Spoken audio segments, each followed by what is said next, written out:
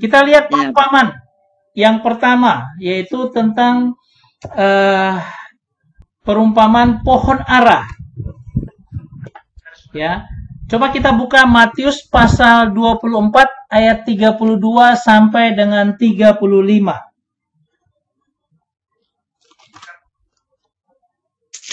Ya, ini perumpamaan yang pertama. Latar belakangnya adalah ketika khotbah tentang akhir zaman itu pada Matius 24 ini dan 25 ini tentang akhir zaman. Lalu Tuhan cerita begini, nanti loh bait suci itu akan dihancurkan. Ya. Padahal murid-murid bilang, loh Tuhan itu kan gagah, megah, siapa yang bisa hancurkan loh. Tapi Tuhan bilang nanti akan dihancurkan. Lalu Tuhan bicara tentang ayat 3 sampai dengan ayat 4 tentang 14 tentang permulaan penderitaan. Nanti akan ada permulaan penderitaan. Belum full, masih permulaan penderitaan. Ya. Lalu Tuhan bilang lagi, nanti ada siksaan yang berat loh. Ada Mesias palsu datang. Nah, mungkin karena ini lalu akhirnya kuda putih yang jadi meterai itu dulu diterjemahkan sebagai Mesias palsu. Ya, yang sekarang kita rubah bukan lagi Mesias palsu, tetapi itu merupakan pengabaran Injil yang sampai ke seluruh dunia. Ya. Nah, setelah Tuhan jelaskan itu, baru dia kasih begini tanda. Ya, aku kasih tanda ya. Tanda-tandanya seperti apa? Ada 6 perumpamaan tentang kedatanganku. Tak kasih tanda, perumpamannya tentang apa. Nah, tanda yang pertama adalah tentang pohon ara. Ya, kita coba lihat. Pohon ara itu seperti apa. Kemudian ada nasihat berjaga-jaga, itu perumpamaan yang kedua. Perumpamaan tentang hamba yang setia dan hamba yang jahat. Perumpamaan tentang gadis yang bijaksana dan gadis yang bodoh. Kemudian perumpamaan talenta, baru terakhir bahwa perumpamaan tentang domba dan kambing. Nah, semua perumpamaan ini kalau kita mengerti, kita akan bisa memasukkannya, dipersiapkan untuk momen apa di akhir zaman ini. Yang tadi kita lihat ada momen-momen kursi pengadilan Kristus dan sebagainya. Dipersiapkan untuk momen di mana akan setiap perumpamaan. Makanya perumpamaan ini harus kita mengerti, kita kerjakan firman Tuhan itu dengan baik, kita sudah siap di seluruh momen. Misalnya, saya mengerti dengan baik dan saya melakukan dengan sungguh-sungguh perumpamaan-perumpamaan ini. Lalu ketika rapture, saya diangkat ke Tuhan. Saya bisa dapat mahkota di pengadilan Kristus. Kemudian saya bisa ikut dalam perkawinan anak domba. Kemudian saya bisa bersama-sama dengan Kristus turun ke bumi. Karena dikatakan Yesus datang dengan beribu orang-orang kudus. Datang ke bumi untuk menghakimi akan seluruh orang, termasuk orang-orang yang tadi belum dibangkitkan. Ya, jadi 6 perumpamaan ini penting untuk kita ketahui bersama. Oke, pertama perumpamaan tentang pohon ara. Ya. Nah, pohon ara ini dari Matius pasal 24 ayat 29 sampai dengan 36. Tapi saya akan melihatkan beberapa hal aja. Ayat 29. Ya. Segera sesudah siksaan pada masa itu, ya, dikatakan demikian ya. Bentar, saya bacakan dari teksnya.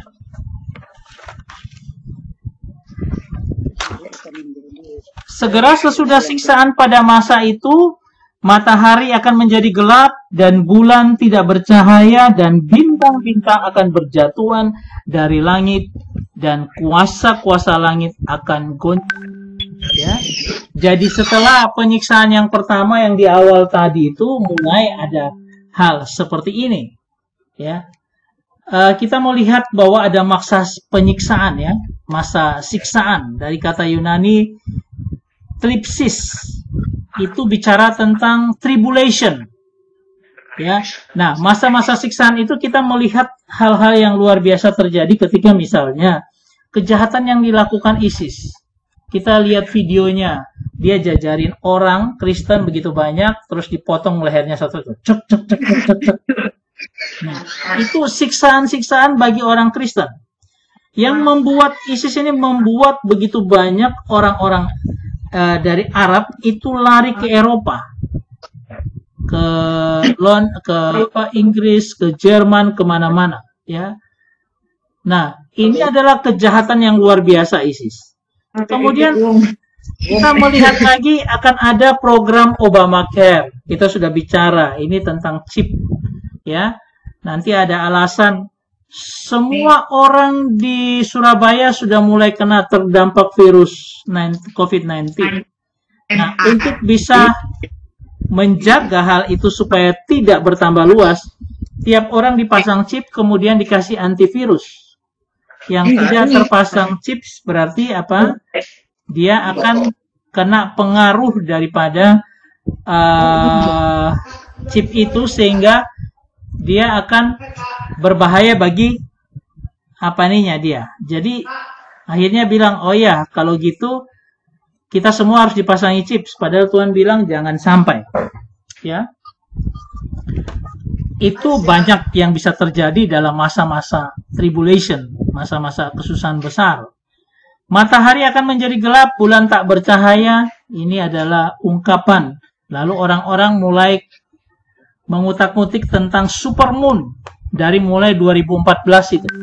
Ada gerhana bulan total, kejadiannya pada masa-masa rayanya Israel dan sebagainya. Meteor akan seperti bintang berjatuhan. Kuasa-kuasa langit akan goncang. Ya, Tuhan mau kasih gambaran bahwa nanti akan terjadi semacam bencana kosmik. Ya, dulu ada Nibiru, akan ada sebuah planet yang datang kepada ini dan bertabrakan, bisa bertabrakan dengan dengan bumi. Nah, itu kita sudah lihat beberapa waktu yang lalu, ya. Tapi ya puji Tuhan, ya kita masih tetap ada sampai sekarang belum mengalami hal seperti itu. Tapi matahari menjadi gelap, kita tahu bahwa itu adalah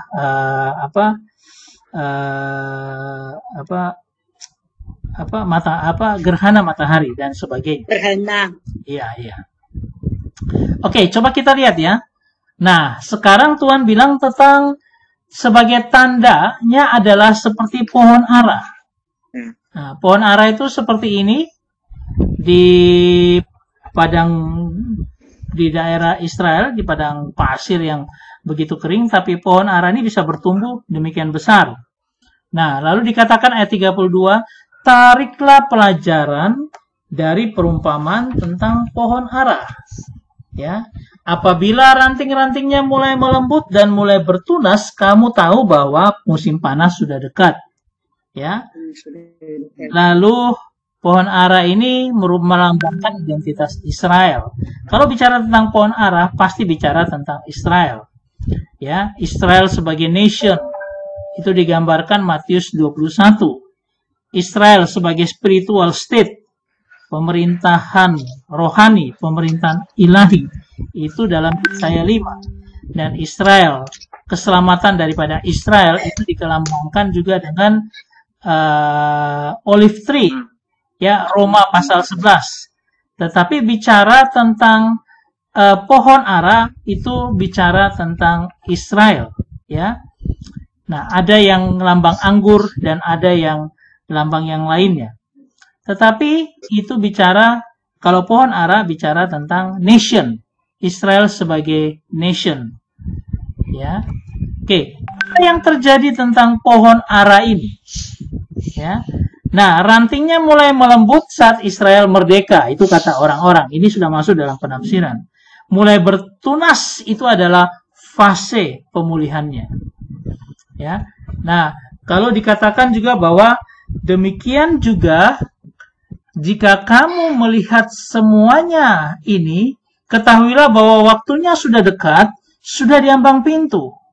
Lalu ayat 34, aku berkata kepadamu, sesungguhnya angkatan ini tidak akan berlalu sebelum semuanya ini terjadi. Apa maksud daripada kata-kata ini? Ya, oke. Pertama, kita sudah tahu bahwa ada waktu yang sudah dekat dan sudah diambang pintu. Kedua, Tuhan berkata bahwa angkatan itu tidak akan berlalu sebelum semuanya ini terjadi. Lalu mulai ada penafsiran. Penafsiran yang konservatif, ada 3 macam penafsiran. Penafsiran pertama itu konservatif. Dia katakan bahwa angkatan saat itu yang mengalami penghancuran pada tahun 70. Jadi ketika Tuhan bicara ini kan tahun 33 lah, kurang lebih 32-33 Masehi. Nah, pada tahun 70 artinya 40 tahun kemudian, orang-orang yang dengar itu masih hidup. Ya, mereka mungkin masih muda, masih anak-anak muda, mungkin ya sudah berumur, tetapi mereka masih hidup. Dan mereka mengalami sebuah kehancuran yang luar biasa ketika Jenderal Titus menghancurkan akan Yerusalem pada waktu itu. Dan itu peristiwa yang luar biasa. Sampai hancur, benar-benar hancur kota Yerusalem. Dan ada 1 juta orang Yahudi yang mati pada waktu itu. Penghancuran, pemberontakan pada waktu itu. Ya, nah berarti apa? Angkatan yang ada itu sudah mengalami akan penderitaan yang luar biasa, kehancuran itu. Itu adalah penafsiran yang konservatif, ya. Penafsiran yang lebih moderat lagi berkata bahwa pohon ara itu Israel, dia mulai melembut dan bertunas, itu dia merdeka. Ya, tahun 48. Nah, tahun 48 ini kemudian kalau 80 tahun di satu angkatan ditambahkan, berarti nanti Tuhan datang pada 2028. Nah, ini kan mulai gatuk ini di sini. Sehingga itu kita boleh dengar, kita boleh simpan dalam hati aja. Penafsiran yang terupdate, yang kemarin saya katakan bahwa pada tanggal 9-10 Maret, Hari Raya Purim, tepat terjadinya supermoon. Apakah itu pemulihan Israel? Ada orang-orang yang menyatakan bahwa ya, itu sudah mulai tanda pemulihan. Jadi kita sudah mulai masuk di 7 tahun terakhir. Ya, karena di situ peringatan tentang Hari Raya Purim. Ini bisa saja orang menyatakan seperti itu. Kita tidak tahu. Kita akan melihatnya ke depan. Ya, sehingga kalau kita bicara tentang kedatangan Yesus kedua kali, kita sudah belajar ini ya, yang dari Yoel ya, tentang musim awal itu Pentakosta sudah dicurahkan, tetapi pada akhir zaman ini akan terjadi awal kegerakan, itu musim awal di akhir musim. Nah, sama kedatangan Yesus kedua kali. Kita tidak tahu titik awal kegerakan itu kapan.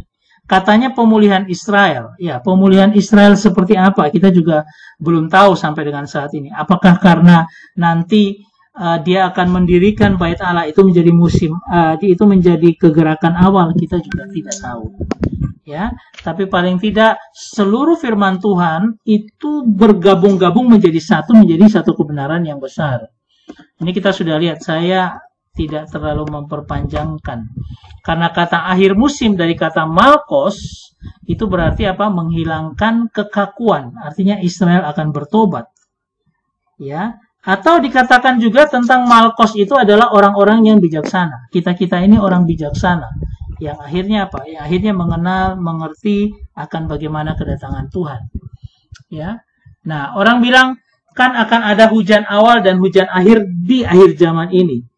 Ya, hujan awalnya kita tidak tahu kapan, tapi mereka bilang bahwa ada supermoon kemarin yang terjadi tanggal 9 sampai 10 Maret, itu tepat Hari Raya Purim Israel.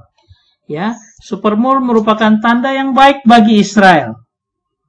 Ya, mereka merayakan Purim. Nah, ini sudah kita lihat dari yang lalu ya. Ini salah satu bagaimana cara mereka mempertimbangkan tentang kedatangan Tuhan.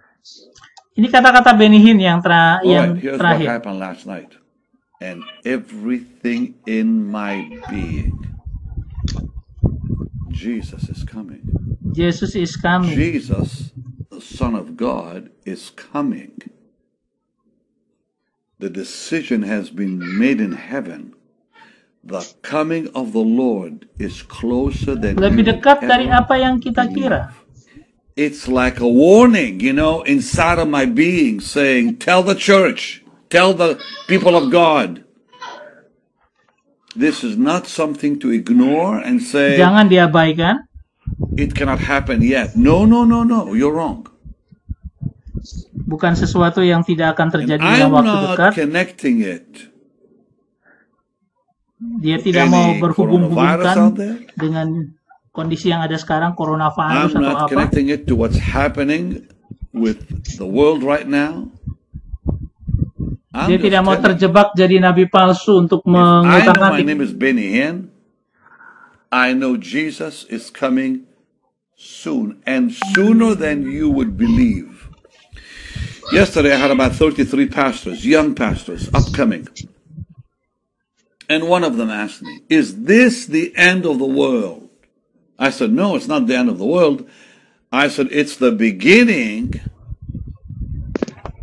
of the system of Antichrist. Something is going to explode in the world suddenly without any announcement being made about it, with Jadi events. dia memperingatkan ada sesuatu yang nanti tiba-tiba terjadi, sesuatu yang besar yang kita tidak sangka. Ya, salah satunya virus corona. Siapa yang pernah nyangka kita seperti ini kan? Ya, nanti next akan terjadi banyak hal seperti itu. I'm talking about weather changes. Apakah itu perubahan I'm cuaca? talking about major global disasters, eruptions of new volcanoes that have been Oke, dormant. bisa lihat sendiri, tapi peringatan dia New perlu kita hati-hati. Ya, kita tahu bahwa Tuhan akan datang semakin dekat. Ya, itu aja. Oke, kita lihat itu perumpamaan tentang pohon ara. Ya, coba kita. Saya rasa simpel kok, tidak terlalu sulit perumpamaan. Pokoknya tentang tanda-tandanya sudah semakin dekat.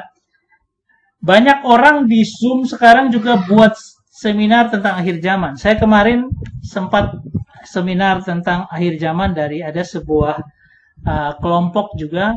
Ya, apa yang dia sampaikan, ada 669 orang ikut. Dia sampaikan ya sama seperti yang kita dengar akhir-akhir ini, yang saya sampaikan juga mengenai pembukaan materai, membuka sangkakala seperti apa, bahkan cawan murka Allah seperti apa. Ya, dia jelaskan seperti itu, dan kata-katanya sama bahwa sudah sangat dekat. Ya, sehingga kita perlu jangan sampai mengabaikan. Ya, kita harus benar-benar care. Kalau yang doanya masih separuh-separuh, harus sungguh-sungguh berdoa. Orang yang belum dekat dengan Tuhan, datang terus dekat dengan Tuhan. Ada yang bermasalah dengan keluarga, selesaikan masalahmu dengan keluarga, supaya jangan kita kedapatan tidak membereskan urusan-urusan yang tidak baik, tidak berkenan kepada Tuhan. Ya, ini waktunya kita untuk lebih banyak diam, lebih banyak merenung. Ya. Perumpamaan yang pertama ini kelihatannya lebih sederhana, tidak terlalu. Pesannya hanya hati-hati bahwa Tuhan sudah semakin dekat.